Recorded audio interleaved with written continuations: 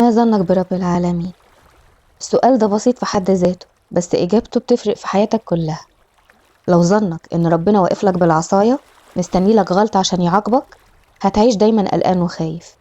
ولو ظنك إن ربنا نسيك أو إنك قليل عليه، هتتعب أكتر ما أنت تعبان. بس خليني أقولك الحقيقة زي ما هي، ربنا أحن عليك من نفسك وأكرم من كل حساباتك، وأعلم بوجعك من أقرب الناس ليك. أنت فاكر إن ربنا شايفك وأنت واقع وسايبك؟ ده هو اللي ساندك وأنت بتقع، بس من غير ما تحس. ربنا مش بيحسبها عليك بالورقة والقلم، ده بيبص لقلبك وبيفهم سكوتك قبل كلامك. ما ظنك برب العالمين وانت بتدعي وانت مكسور؟ فاكر ربنا مش سامعك ولا فاكره مأجل علشان يديك حاجة الأحسن؟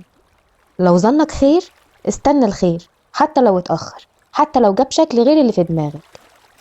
ربنا ما قالش دعوني أستجب فورا، قال أستجب لكم، والوقت هو اختياره هو.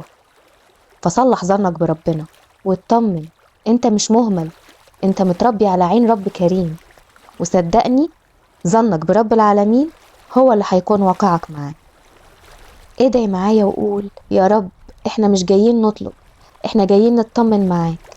يا رب لو الخير اللي نفسنا فيه بعيد قربه لنا، ولو مش لينا ارضينا وبدله لنا بأحسن منه.